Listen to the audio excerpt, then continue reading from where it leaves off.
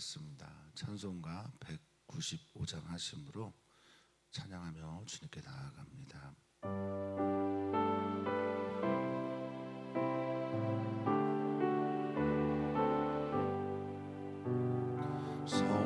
성령이여 우리 찬송 부를 때 진심으로 찬양하게 하소서. 성령이여 우리 기도 드릴 때 우리 곁에 계셔 일러주소서. 성령이여 우리 성경 읽을 때 그 속에서 빛을 보게 하소서. 성령이여 우리 전도할 때에 지혜로운 말씀 주시옵소서. 성령이여 우리 겸손해져서 우리 주와 같이 되게 하소서.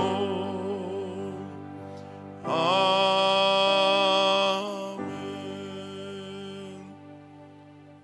아멘.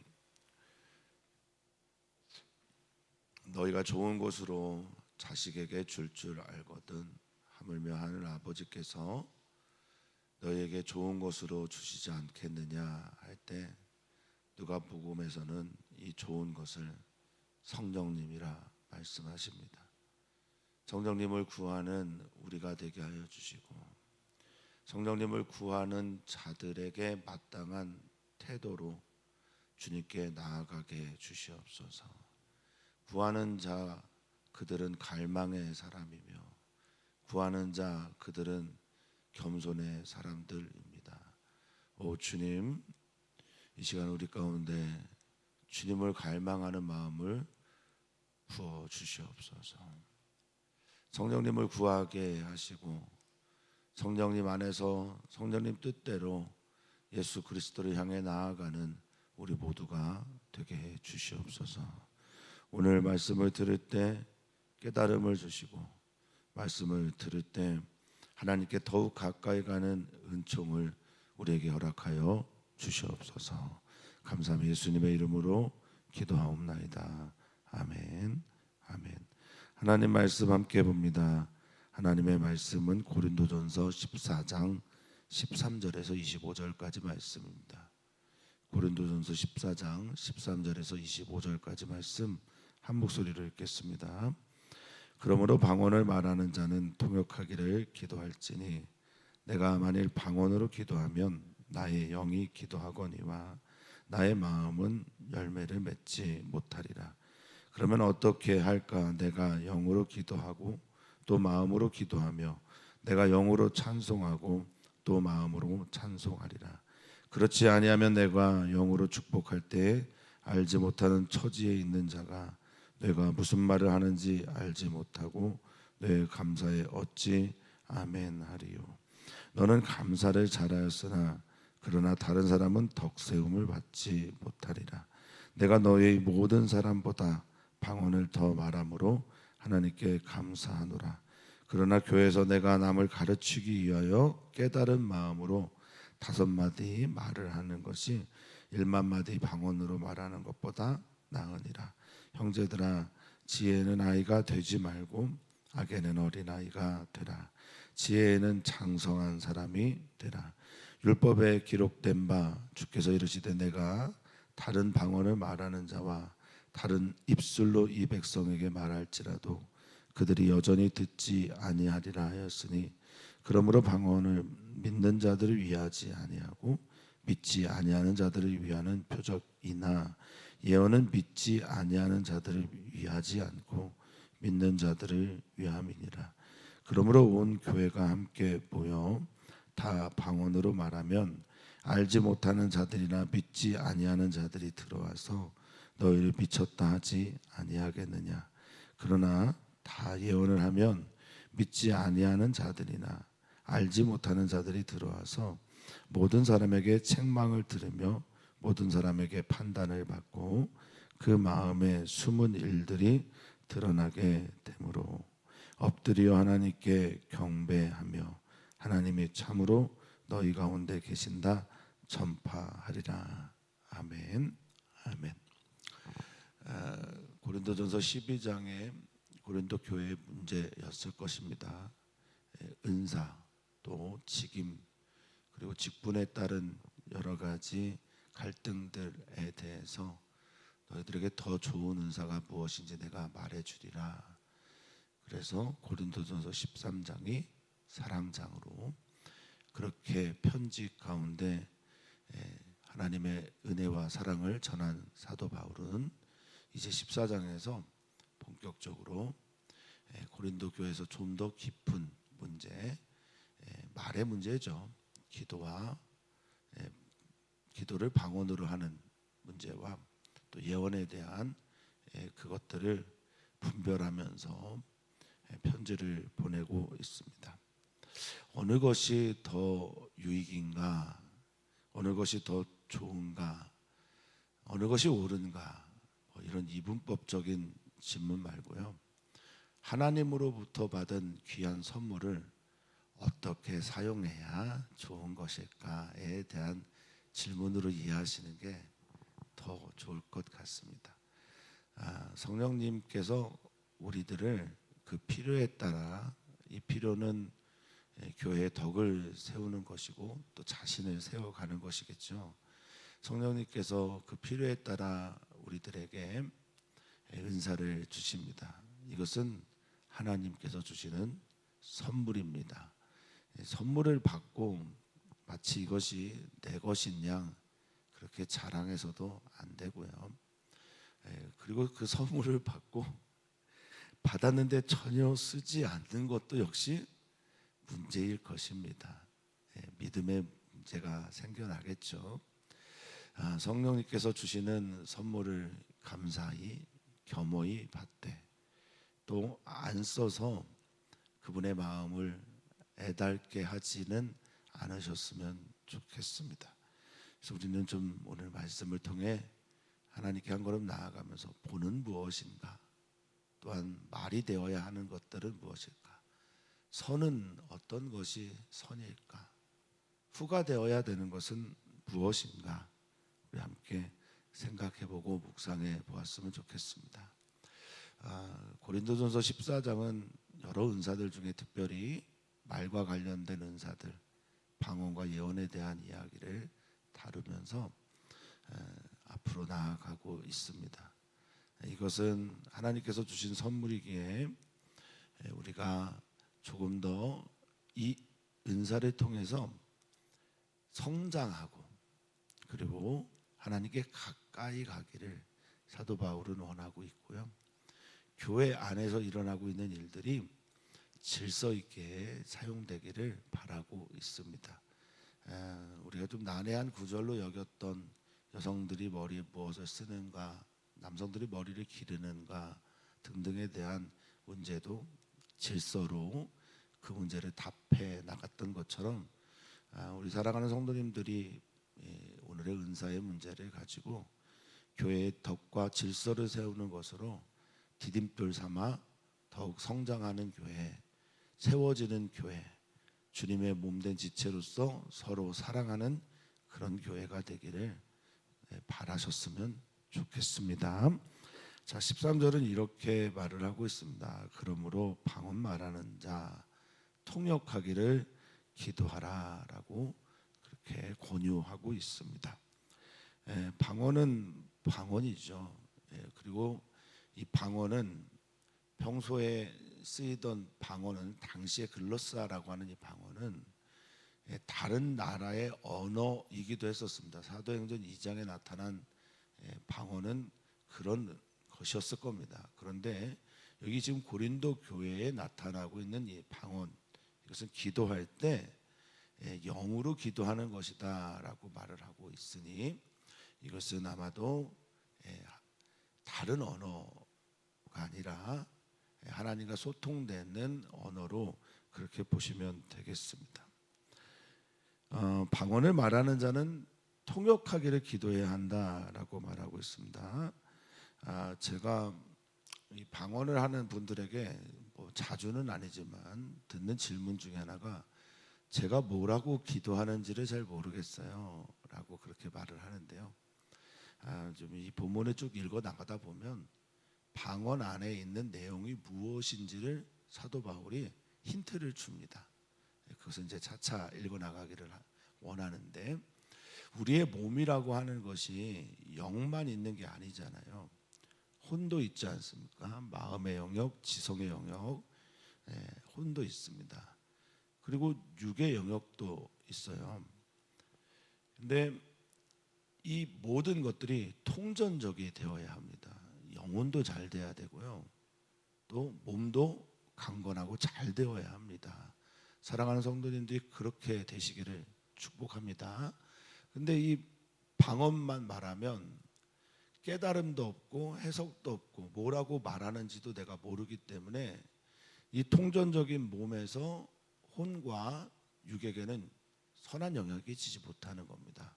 그래서 사도 바울은 깨닫기를, 해석하기를, 통역하기를 원하여서 방언하는 사람들에게 그렇게 권면하고 있습니다.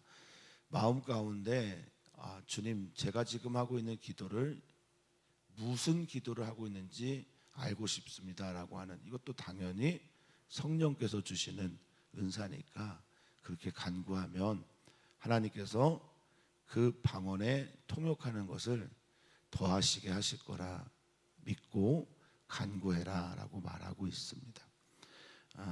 마치 방언을 기도할 때 황홀경에 들어가 있는 것처럼 그런 경우도 뭐 없다고 할 수는 없겠습니다만은 그 방언 기도가 무엇을 향하고 있는지를 알아야 되지 않겠냐라고 말씀하고 계신 겁니다. 14절은 이렇게 말합니다. 내가 만일 방언으로 기도하면 이 기도는 나의 영으로 기도하는 것이다 라고 말하고 있습니다. 좋은 것이냐 나쁜 것이냐,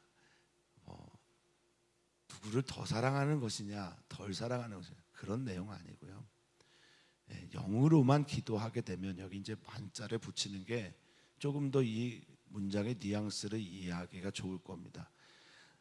내가 만일 방언으로 기도할 때 나의 영으로만 기도하면 어떤 일이 생긴대요? 나의 마음은 열매를 맺지 못한다라고 말하고 있습니다. 도대체 어떤 열매가 우리에게 필요합니까? 우리는 그리스도 몸에 붙어있는 지체입니다. 그렇죠.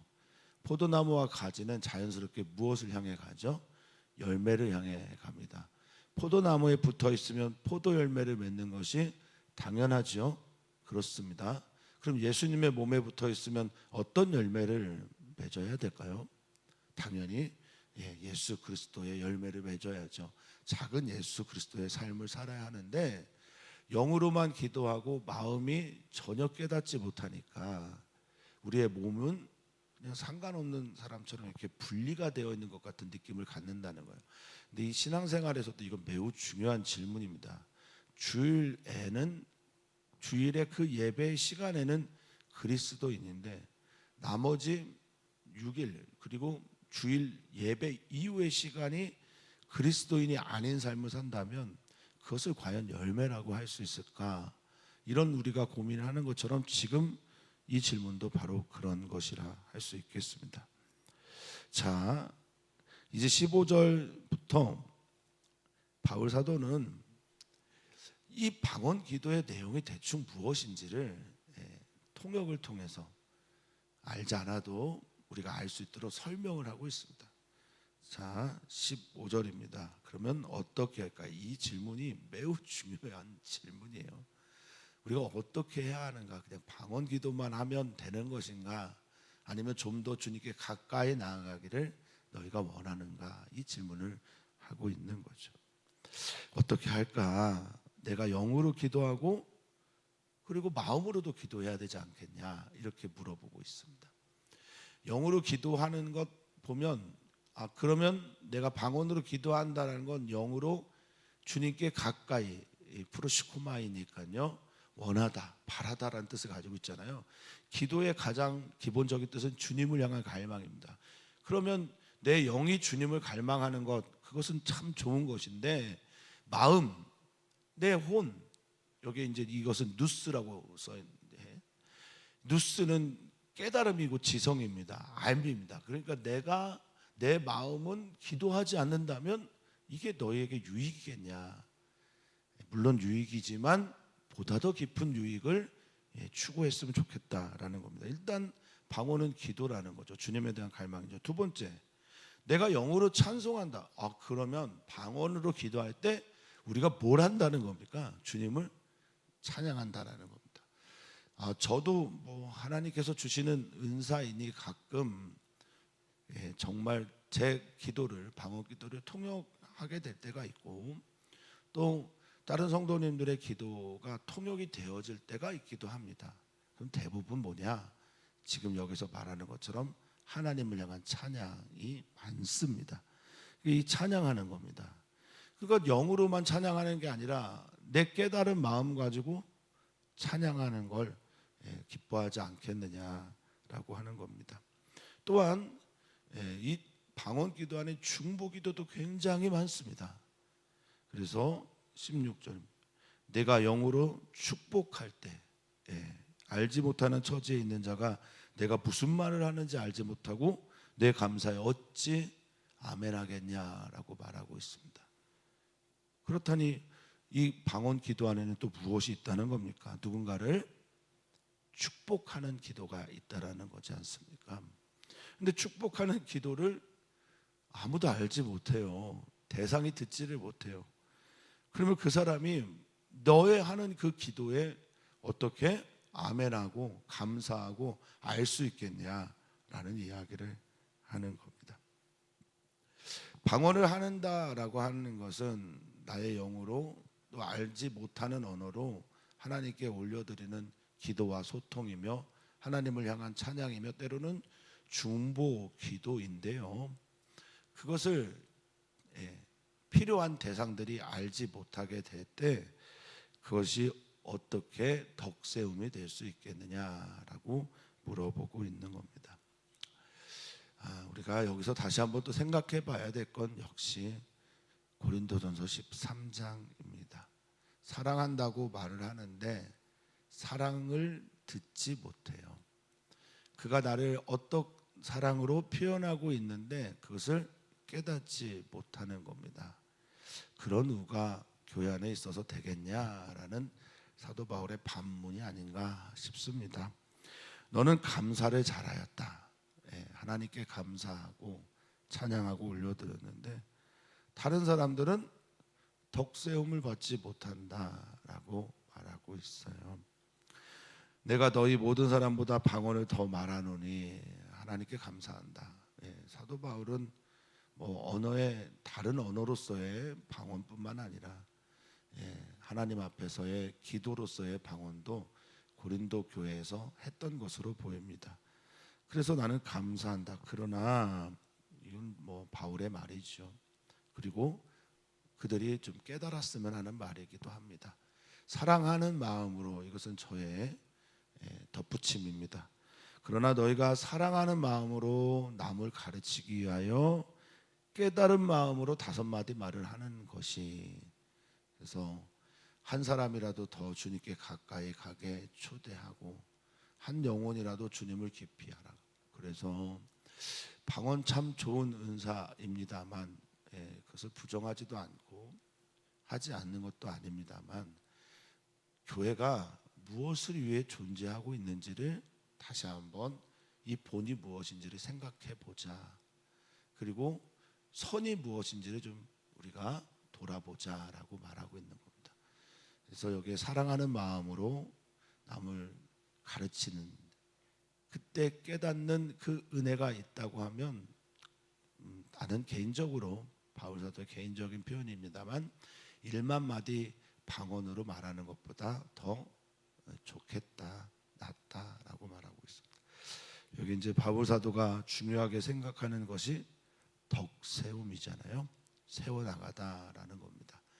교회는 그리스도의 몸이고 몸에 붙어있는 지체들이 방언도 하고 통역도 하고 또 성령의 은사를 따라 예언도 하고 지혜와 지식의 말로 가르치기도 하면서 그렇게 교회가 교회되어져 가야 한다라고 말하고 있습니다.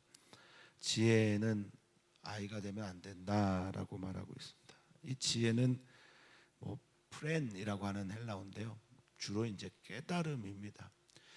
성령께서 우리에게 베풀어 주시는 많은 은사들, 진리의 영이시고 보혜사니까 우리로 깨닫게 하시는 것이 성령께서 하시는 매우 중요한 은사입니다.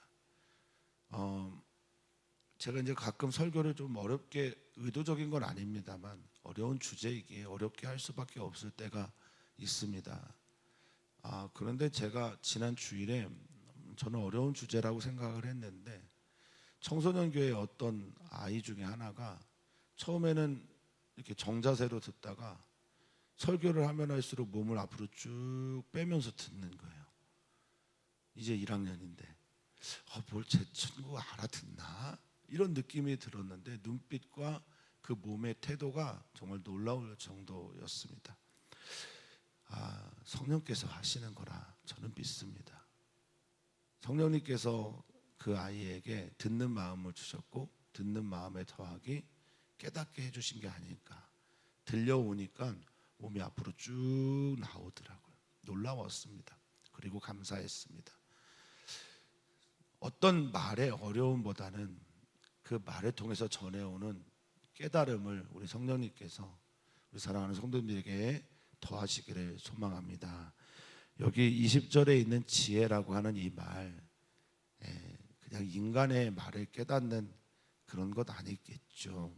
하나님께서 우리에게 주시고자 하는 바로 그 말씀에 지혜로운 사람들이 되기를 바란다라는 메시지일 겁니다.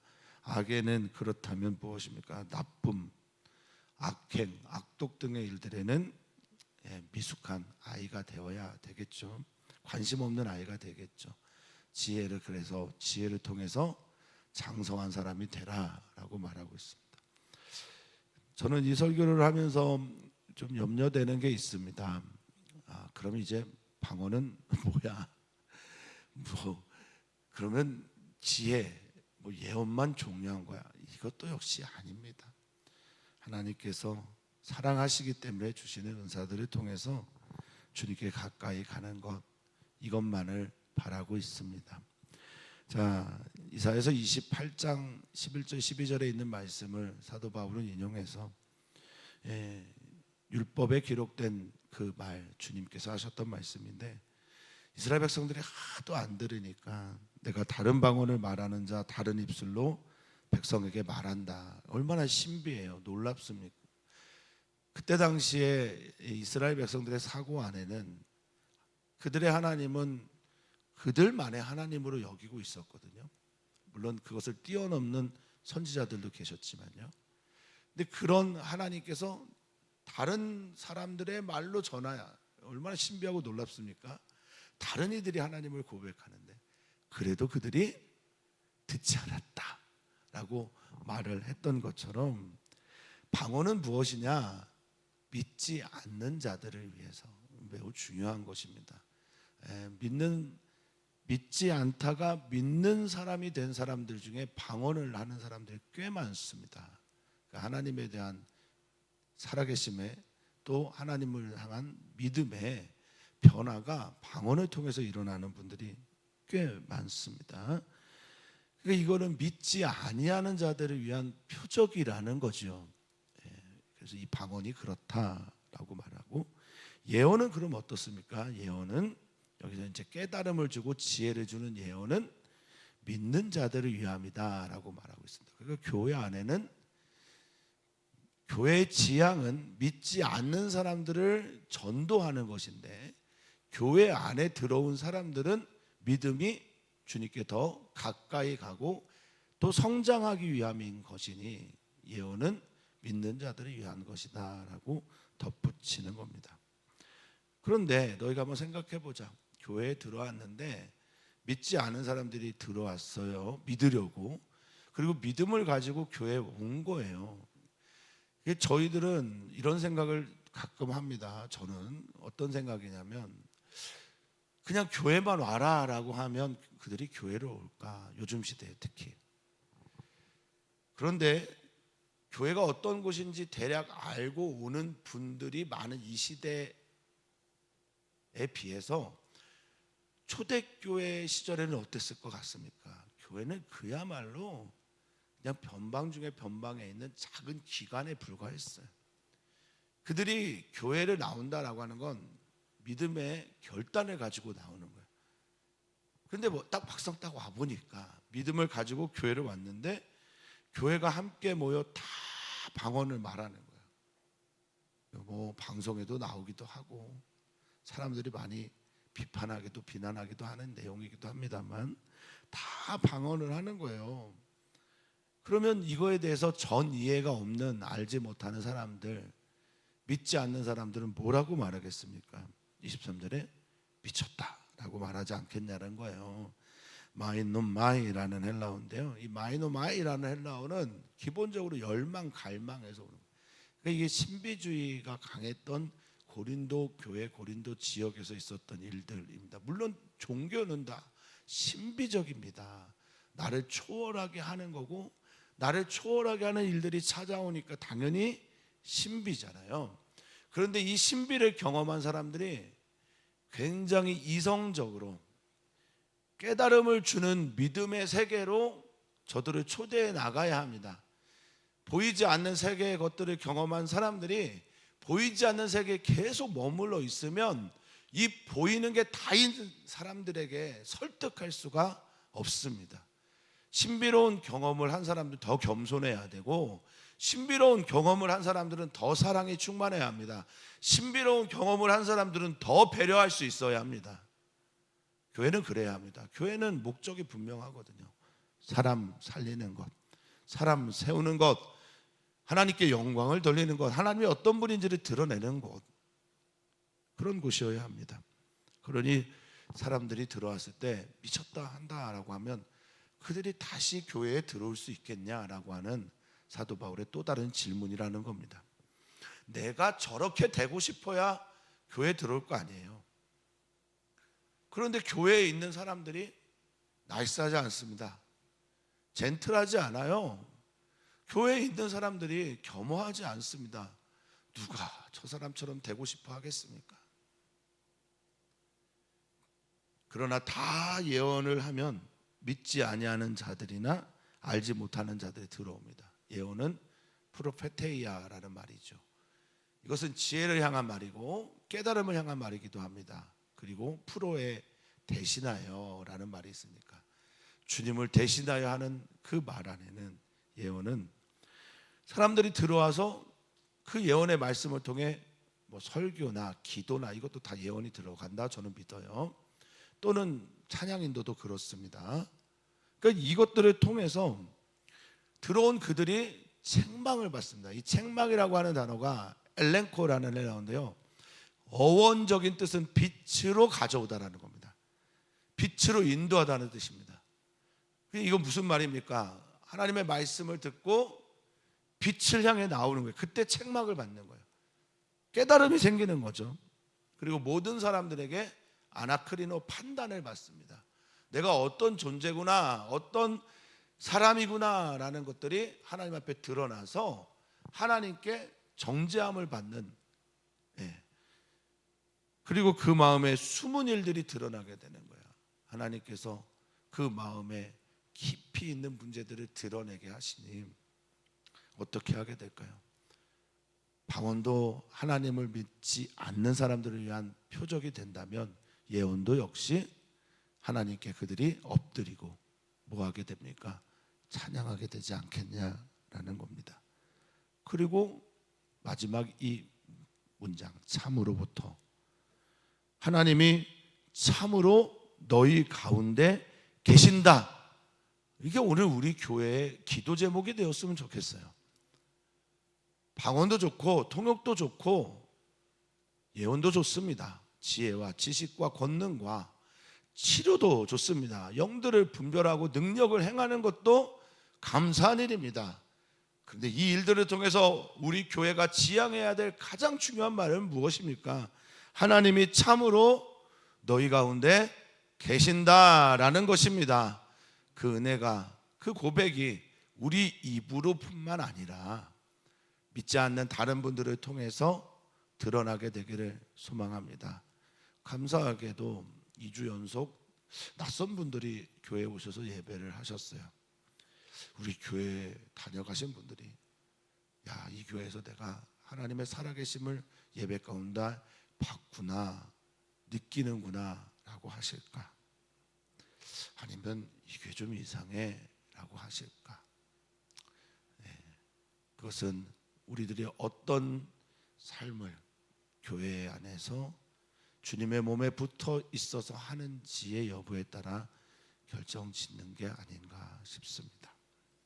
사랑하는 성도님들, 주님 사랑하십니까? 사랑하는 성도님들, 또 우리 지체들을 사랑하십니까? 그리고 주님께서 정말 우리를 사랑하시고 우리가 주님을 사랑한다면 우리는 주님께서 원하시는 일을 하게 되어 있습니다. 그런 교회가 되기를 위해서 기도해 주시면 좋겠습니다. 하나님이 참으로 너희 가운데 계신다. 할렐루야. 오늘 어린이 청소년들을 위해 기도하는 날인데 어린이 청소년교회 예배에서 이 고백이 흘러나갔으면 좋겠어요. 우리들의 모든 예배 가운데 하나님이 참으로 너희 가운데 계신다라는 말이 들려왔으면 좋겠습니다. 오늘의 수요 예배를 통해 우리의 기도를 통해 우리가 그런 삶을 지향해 가기를 소망해 봅니다. 하나님, 오늘 우리들의 예배 가운데 임하셔서 주 성령께서 주시는 깨달음을 통해 우리 교회가 가야 할 길, 나의 삶을 어떻게 정주해야 할지 돌아보게 하시니 참 감사를 드립니다. 오늘 임하여 주시옵소서. 우리에게 깨달음을 주십시오. 그리고 성령 안에서 삶을 살아내게 해 주시옵소서. 감사하며 예수님의 이름으로 기도하옵나이다. 아멘.